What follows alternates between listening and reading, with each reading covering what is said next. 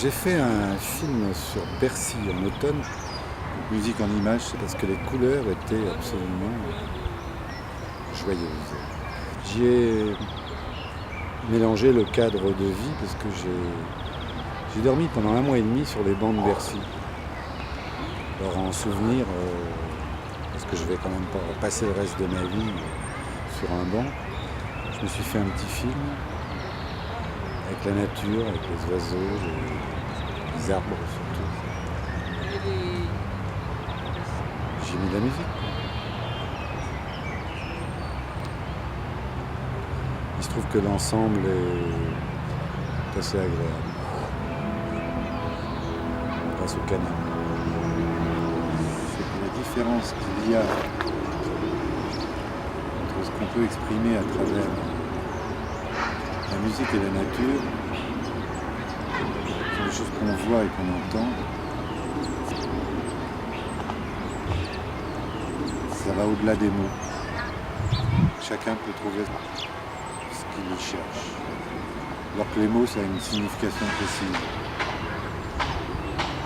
Ce qu'il y a de plus beau que la musique et la nature. À part les femmes, bien entendu. J'ai fait le film pour éviter d'avoir à dire des mots. Je crois qu'il y a tout ce que je pense dedans. La joie, la tristesse et l'espoir. Puis ce que j'aime. Il manque des jolies femmes dans le film. Il n'y en avait pas. Il n'y en a eu qu'une film. La souris.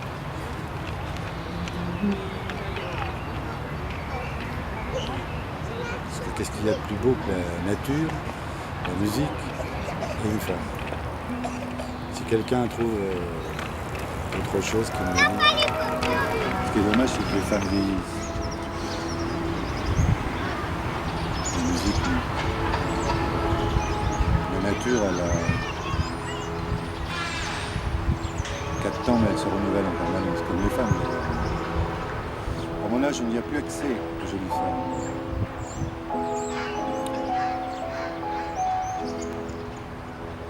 Quelles sont les parties de ces films-là qui te plaisent les plus?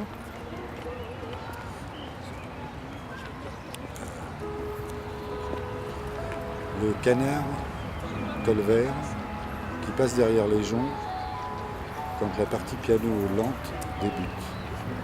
Et les petites étoiles dans l'eau, c'est le soleil qui réfléchit. C'est une image qui est très très belle. Et puis les statues qui étaient immobiles dans un renfoncement du parc de Bercy. Je crois que je leur ai rendu un peu la vie. Enfin, je crois que le personnage, la statue, la dernière statue qui écarte les bras et qui vient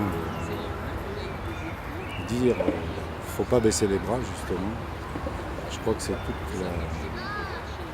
c'est le résumé de ce petit film. Pourquoi tu as cherché l'association Les Arts des Amis de la Rue?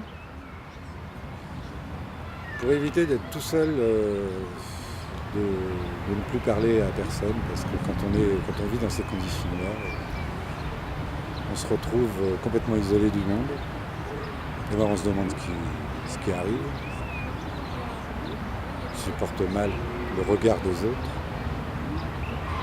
Donc la seule solution pour essayer d'en sortir, c'est de se retrouver dans ce milieu-là. De retrouver des gens normaux, puis de reparler, puis d'essayer de repartir.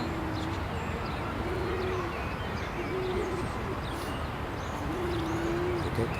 Parce que dans ce milieu d'exclus, on est continuellement en train d'attendre et à ne rien faire. Donc l'atelier vidéo, ça permet d'évacuer toutes ces pensées négatives. Ce qui fait que ça n'empêche pas que le soir, on se retrouve face à son propre destin. Enfin, dans la journée, ça permet d'attendre. Mais c'est tout ce que ça permet. L'association ne permet pas de s'en sortir avec leur aide, de s'en sortir que tout seul. Il n'y a pas de structure faite pour des gens qui ont été et qui voudraient à nouveau être. C'est pas fait pour ça. C'est fait pour aider les gens qui ont perdu la conscience d'eux-mêmes. Ceux qui ont chuté grave, comme on dit dans notre langage maintenant. Les gens qui ont perdu le repère. Pas facile à vivre d'ailleurs avec ces gens-là. Beaucoup d'animosité, problème d'ego.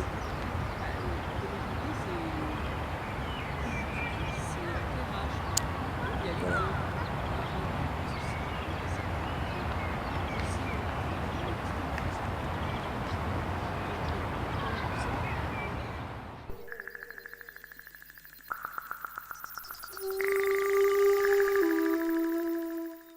Qu'est-ce que vous pensez des pays qui mettaient toujours la peine de mort? Allez, la carte. Je suis en train de faire un montage, parce que ça fait un mois que j'ai fait un micro-trottoir ici à Paris, là, sur la peine de mort. En général, tout le monde était contre. Moi, je suis contre la peine de mort, soit pour une opinion politique ou pour une culture ou pour une religion, qu'on condamne les gens à mourir bêtement comme ça. Une personne n'a pas le droit de condamner une personne. Quel que soit, comme il a dit tout à l'heure, la personne ici, quel que soit le délit qu'il a fait. On peut le punir. On peut le punir. Ça, c'est vrai. On peut le punir, mais pas condamner une personne à mort. Je pense que c'est horrible. C'est inhumain. D'où tu viens? Je suis un Algérien. Et c'est ça qui m'a poussé. Comment on dit ça, je parle de cette façon parce que même dans mon pays, il y a trop d'injustice, trop d'injustice que j'ose pas le dire, mais je pense que le monde, il connaît ça. Chaque jour, il y a des gens qui meurent, chaque jour. Ça fait depuis 2 mois, 300 personnes qui étaient assassinées sauvagement. En plus, ils n'ont rien fait, assassinés bêtement comme ça. Parce que c'est des gens, c'est des citoyens, des armées. Alors je pense, parce qu'il y a la conscience humanitaire, vous avez une situation pas pareille. On est déjà toujours été au service de notre pays depuis des siècles. J'ai mon oncle, j'ai 2 ans c'est des révolutionnaires, ils ont fait la révolution. J'ai mon père qui a travaillé toujours dans l'administration algérienne. J'ai mes frères, toujours, ils ont soutenu l'État algérien pour la survie de l'Algérie, même dans les moments difficiles, dans les années, le début du terrorisme. Moi et mes frères, on a pris beaucoup de risques pour que l'Algérie soit debout. Et après, maintenant que les choses ça commence à stabiliser un petit peu, je dis un petit peu, alors ces gens-là, les gens qui ont dit les services de sécurité algériens, maintenant c'est à nous de nous faire le chantage. Parce qu'on était honnête. On est honnête. Alors, maintenant si je suis en France, j'ai beaucoup de choses à dire. Je sais qu'en Algérie, j'ai pris beaucoup de risques. J'ai pris beaucoup de risques en dénonçant pas mal de choses. Et à cause de ça que je suis ici en France. Pour l'instant, je demandais l'asile territorial. Pour moi, ce n'est pas une solution. Heureusement qu'il y a cette association qui m'aide un petit peu pour l'hébergement. Au moins, je suis hébergé et je ne dors pas, dans la rue. Je peux manger aussi à l'association. Heureusement qu'il y a cette association. Je ne sais pas s'il n'y a pas cette association. Je suis sûr que ça fait longtemps que je suis crevé parce que maintenant en France, tu sais, c'est l'hiver, il fait froid. Et tu sais, il faut avoir un abri pour se protéger. Et pour autre chose, je me débrouille toute seule à gauche et à droite parce que j'ai une carte 6 jours pour l'instant, une carte 6 jours. En plus, c'est mentionné sur la carte 6 jours que je n'ai pas le droit de travailler. Alors moi, si je n'ai aucune source, comme je vais survivre, s'il n'y a pas cette association. Et c'est ça, tout à l'heure, je te parle, c'est ça le droit d'homme. Il ne faut pas parler des droits d'homme, on parle de droits d'homme dans la presse, dans les livres, dans les journaux et tout ça, mais on arrive On ne pratique pas ces droits. Il faut que ça change. J'ai bien aimé que lorsque je suis arrivé en France, qu'ils me disent bah, on te refuse. Et j'étais allé ailleurs, quelque part où il y a mieux.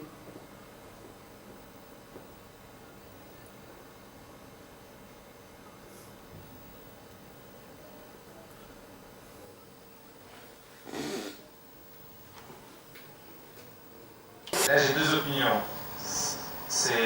Elle est excessive dans certains pays, notamment sous le régime dictatoriaux, et les pays qui se disent démocratiques, qui l'appliquent, c'est aussi critiquable une dictature. L'exemple des États-Unis, notamment au Texas. Quels sont vos souhaits pour l'humanité, pour le prochain millénaire? La paix. Alors le prochain millénaire, je dis vraiment, il faut que les humains prennent un peu de sagesse. Voilà, allez, passez un joyeux Noël. Merci, merci, merci.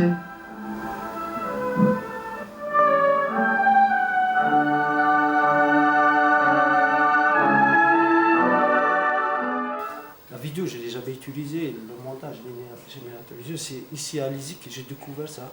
Alors, à travers ces installations, je peux arriver à m'exprimer. Quelque part, j'ai pu m'exprimer. Je m'exprimais des choses que ça me fait mal. Ça me fait pas mal à moi-même en tant qu'individu, mais vis-à-vis de qu'est-ce qui se passe dans ce monde-là.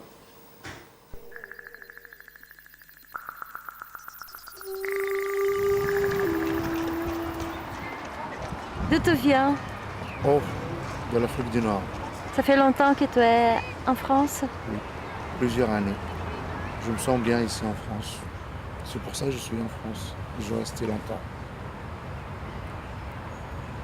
Est-ce que tu avais déjà travaillé avec la vidéo? Pas spécialement. J'ai Claudia Kemed, j'ai Jacques, Jamel. Pas vraiment, je n'ai pas travaillé vraiment avec le... J'aime pas trop le caméra. C'était un petit reportage sur une soirée de soutien à Mumia Abu Jamal, condamné à mort aux États-Unis. Parce que j'ai lu sur Mumia que il n'y a pas que Mumia, c'est tous les condamnés à mort. Parce qu'aux États-Unis, il y a 1 sur 7 que nous sommes. On coupe les têtes à tout va. C'est pour ça que j'ai participé avec mes moyens. J'ai pas d'autres moyens, j'ai pas moyens financiers, j'ai pas. Ma présence, ça suffit, c'est une aide. Parce qu'elle a besoin de tout le monde. C'est un concert de soutien à Mumia. Ça a déroulé dans un coin qui s'appelle la Flèche d'Or. C'est une ancienne gare, c'est devenu un café scénique. Il y avait des chanteurs, il y avait des artistes, des comédiens, il y avait des interviews d'une dame qui s'appelle Julia White. Je suis coordinatrice du comité de soutien à Mumia Abu Jamal et aux prisonniers politiques aux États-Unis. Nous sommes ici au Café de la Flèche d'Or le 20 septembre 1999 pour organiser un grand concert pour Mumia parce que sa vie ne tient qu'à un fil et qu'il est absolument important de non seulement créer un fonds de défense pour lui, mais un mouvement, un énorme mouvement populaire, parce que dans quelques semaines, au début d'octobre, les juges de la Cour suprême des États-Unis vont se pencher sur son dossier et décideront s'il a droit à une révision de procès ou si il rejette cette révision de procès. Qu'arrivera-t-il alors? Il y aura un mandat d'exécution. Ça veut dire que Mumia sera mis dans la phase 2 du couloir de la mort. Nous voulons lui éviter ça. Et ce soir, les vitres de ce café vont résonner pour créer ce mouvement qui empêchera les juges de refuser la révision de procès de Mumia Abu Jamal.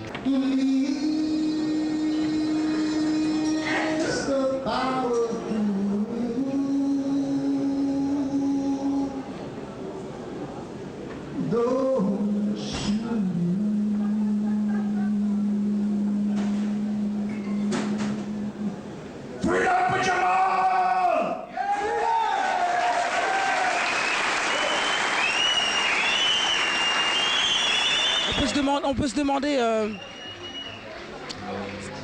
qui a le droit de décider, qui a le droit de décider de cette peine-là.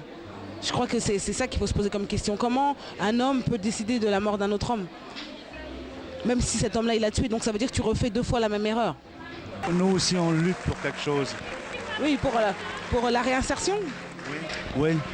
Moi, c'est-à-dire que je suis toujours pour les luttes qui sont dans ce sens-là, que ce soit des luttes personnelles ou des luttes d'ensemble. Je crois qu'un homme doit se tenir debout et avancer dans cette vie et essayer d'être le plus en phase avec la vie qu'il vit, même si c'est difficile. Donc si moi, petite princesse, je peux aider à faire que ces gens-là se tiennent debout, ben, je serai là. Je serai toujours là pour qu'un homme se tienne debout. Parce que moi, j'ai envie d'être debout aussi. Et je pense que si tout le monde est par terre, moi, je vais aussi me tomber par terre. Donc je crois que c'est bien la communication, c'est bien l'entraide et c'est bien le soutien.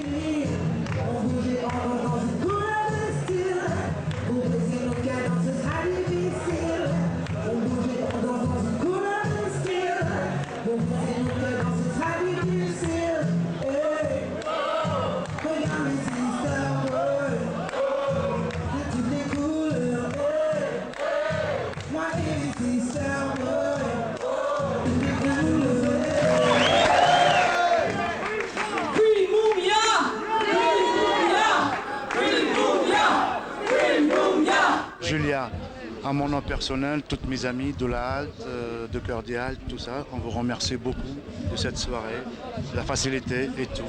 Et maintenant, on vous demande la conclusion de votre soirée. D'abord, c'est absolument pas la peine de remercier. C'est un geste qui, à travers moi, vient de Mumia Abu Jamal. Pour lui, ce sont les petits qui comptent. C'est pas les grands qui le sauveront. Ce sont des gens comme nous, comme toi, qui est sans logis. Et c'est pour ça que vous tournez aujourd'hui. Parce que les images que vous ferez circuleront dans le monde et iront au sans logis du monde entier.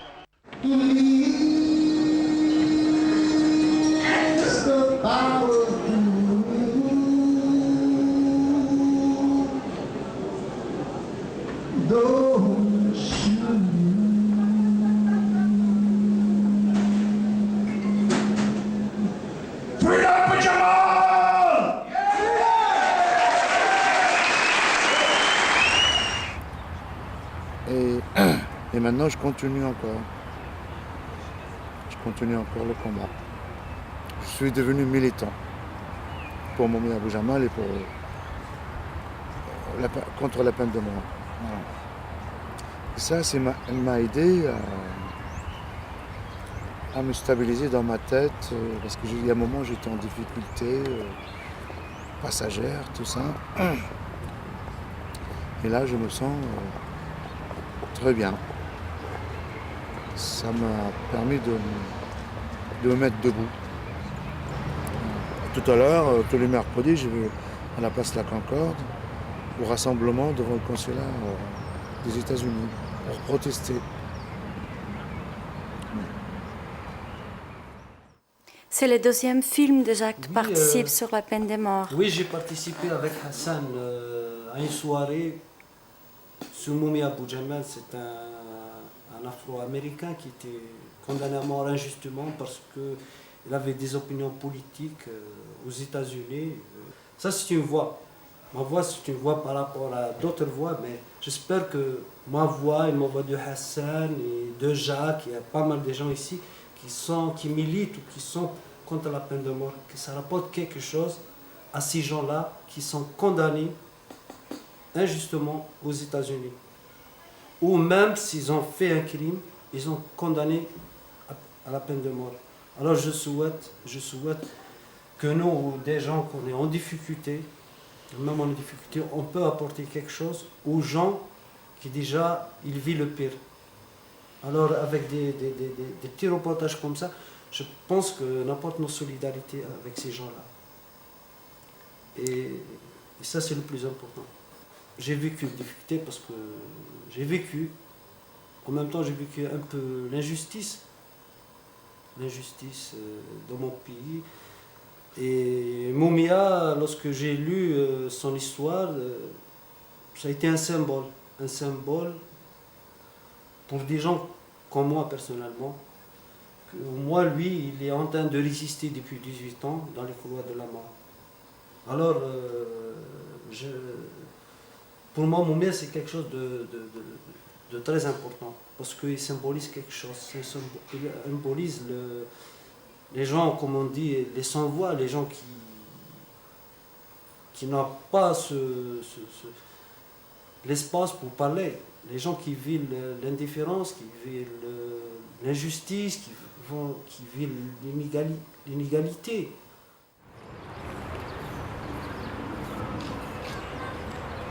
J'avais fait de la radio, mais j'étais un créateur, un styliste. J'ai fait 50 métiers parce que à chaque fois que j'avais fait le tour d'un job, je me sclérosais, donc j'avais envie de faire autre chose. J'ai fait la même chose avec les femmes. C'est pour ça que je me suis retrouvé tout seul finalement. Parce que c'est comme ça. J'ai pas fait d'enfant non plus, j'ai été jusqu'au bout de mon raisonnement. C'était pas la peine de faire un malheureux de plus sur Terre.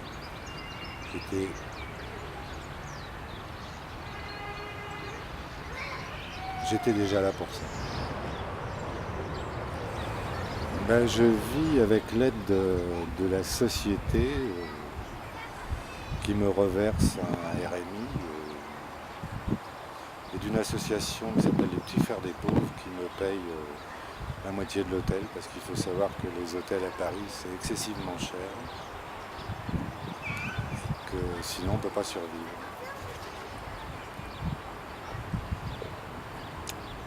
Blaisy, l'association où j'ai pu tourner le film,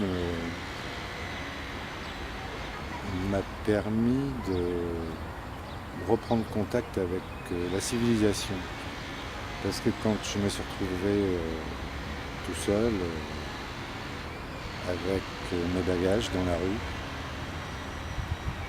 j'ai pas fait comme les autres en disant, en pleurant, je suis à la rue, aidez-moi. Je me suis un peu renfermé. J'ai dormi dans le parc de Bercy pendant plus d'1 mois, sur un banc, sans rien demander aux autres. Et puis j'ai trouvé cette association. Petit à petit, je m'y suis incorporé. Avec une seule hâte, c'est d'en partir. Parce que si j'y reste, ça veut dire que je me contente de cette situation. Alors c'est pas possible. C'est impossible à vivre. Je crois qu'on a tous des regrets quand on a des possibilités d'éviter des erreurs aux autres et à soi-même pour ne pas l'avoir fait. Puis certainement d'avoir été arrogant, d'avoir profité de ce que je représentais, de ce que je savais. J'ai pas toujours été d'une élégance.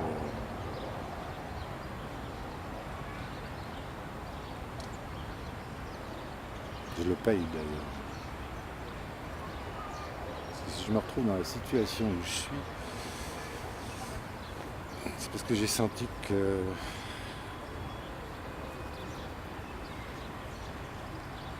j'aurais dû agir autrement. Donc j'ai laissé faire le cours de choses sans lutter. J'aimerais bien servir à quelque chose. Parce que jusqu'à présent, ma vie, j'ai utilisé. J'ai rien donné. Enfin, j'ai donné un peu, mais j'ai pas fait de ma vie ce que j'aurais dû faire. Hassan et Jamel qui avaient fait une soirée pour Moumia à Boudjamal, je suis devenu militant à 55 ans. D'ailleurs, je vais ce soir à 18h30 manifester à la Concorde pour Moumia.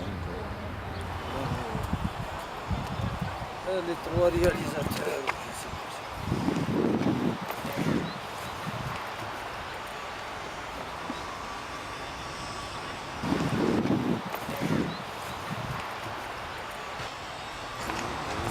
Hassan le Grand. Hassan le Grand.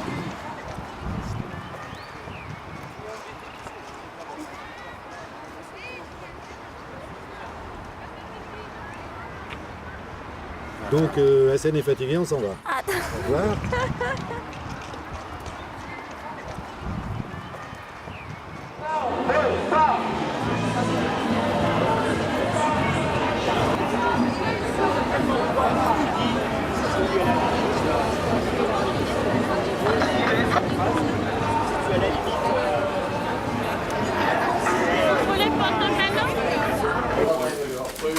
Et pour la manif, tout à l'heure, qu'est-ce que vous attendez? On n'a pas le droit de tuer un être humain. Et chez toi, Janelle? Chaque jour, il y a la peine de mort, chaque jour. Des enfants, des vieillards, des femmes, des handicapés, le pouvoir. Écoutez, on y va? On y va. Ralliez-vous, on n'a pas d'âge.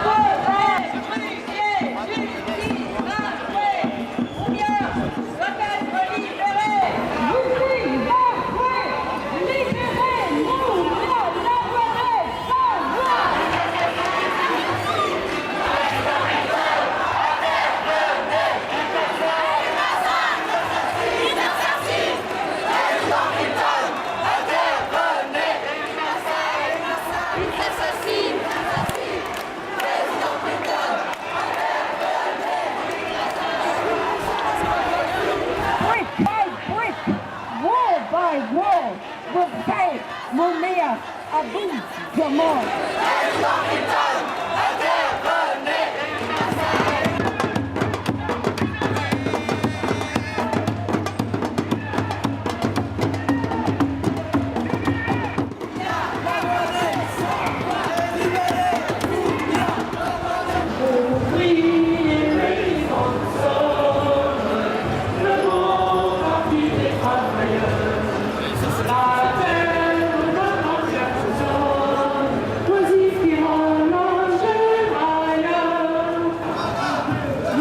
Qu'est-ce que t'as dit?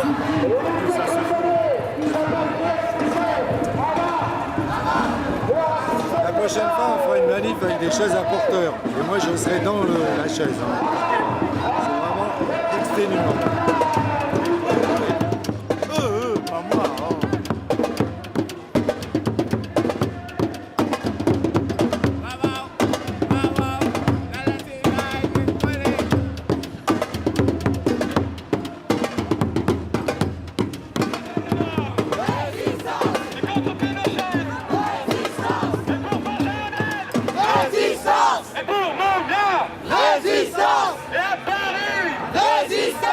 We demand freedom, we demand justice, we demand liberty for Mumia. Mumia est pour nous ce symbole de l'application raciste de la peine de mort, ce symbole de l'application inégale de la peine de mort à l'endroit des pauvres.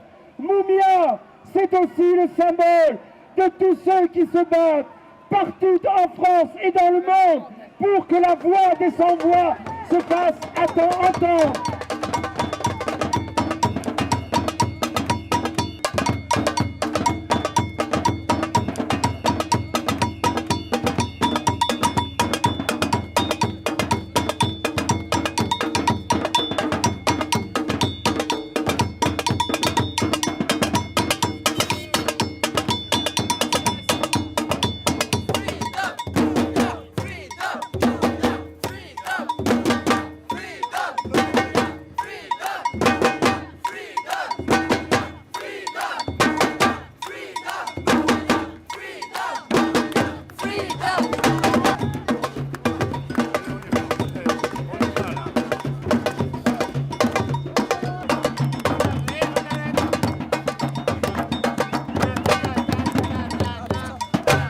Maintenant, merci et à bientôt. Je demande la dispersion.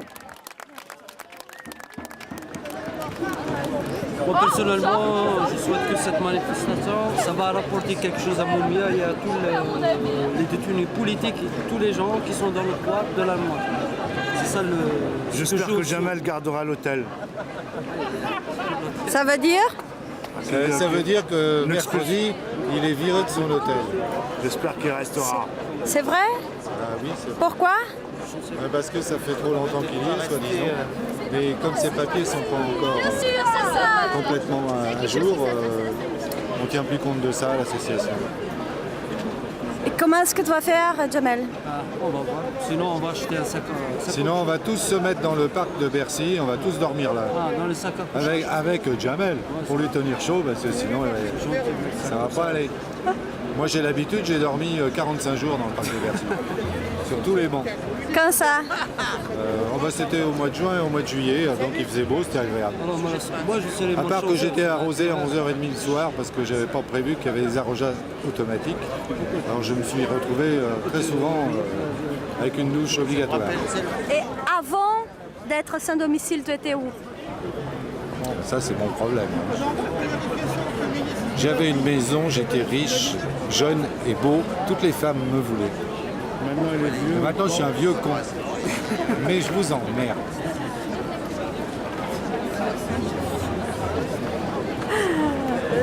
À 54 ans, il devient militant. C'est vrai? 54 ans, la première fois de ma vie, moi, un anarchiste libertaire qui ne tolère pas la société, il y a un individu, un louche individu qui s'appelle Hassan Arbaoui qui m'a entraîné dans une cause juste. Juste, hein, la cause. C'est vrai, c'est ta première manifestation? Ah, je jure que c'est ma première, sauf mai 68, mais ça c'était carrément obligatoire quand on était jeune. Pourquoi tu ne manifestais pas avant? Parce que j'avais pas le temps, il fallait que je m'amuse, il fallait que je vive. Les femmes étaient trop jolies. Et j'avais pas que ça à faire, hein, manifester. Non, les femmes d'abord. Et pourquoi la manifestation maintenant? Parce que maintenant j'ai plus de femmes. Ça fait rire. Non, c'est pas pour ça que je fais manif. Je manif parce que l'injustice flagrante en ce qui concerne Moumia et surtout ce qui m'a fait le plus de peine, c'est que les États-Unis ont assassiné sciemment, en sachant, un innocent. Mais il paraît qu'aux États-Unis, quand on est innocent, on mérite la peine de mort. Là, ça me dégoûte. Voilà une des raisons pour lesquelles je manifeste. C'est tout, madame. Je peux retourner à mon château.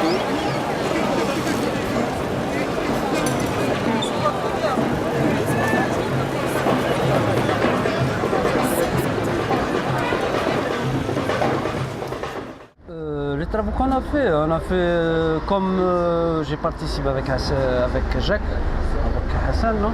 Avec Moïse, les autres, comme Jacques, il a fait une division. J'étais très impressionné par notre travail. Parce que ce jour-là, on a fait la diffusion de nos travaux. Il y avait des personnalités hors de la structure qui ont aimé, ils ont adoré notre travail. Ça nous a encouragé encore de faire d'autres choses. Et comme je te dis... Je vais dire quelque chose, parce que Jamel m'y fait penser, c'est que dans ce monde de pauvres, il y en a beaucoup qui considèrent les pauvres comme des cons. Le résultat, quand il y a des gens qui font quelque chose qui touche, qui émeuvent beaucoup, les gens ont l'impression de faire une découverte. Ah bon? Ils sont capables de faire ça? Mais oui, de faire autre chose que de décapsuler une bouteille de bière ou de mettre un tire-bouchon dans une bouteille. Voilà. Je crois que c'est le regard des autres qui doit changer sur le... C'est ce que je disais tout à l'heure, que le regard doit changer sur les SDF, sur ces pauvres gens qui sont dans la rue. Quand on est dans la rue, on ne projette plus aucune image. on n'est pas le miroir de la personne en face. Il y a une barrière. Cette barrière qu'il faut supprimer. La pauvreté ou la misère n'est pas une tare. Alors elle est considérée comme ça. C'est ça qu'il faut changer dans l'esprit des gens. C'est ce rapport de l'argent avec le pouvoir et avec cette impression d'être différent parce qu'on a de l'argent, alors qu'en définitive, on est tous pareils.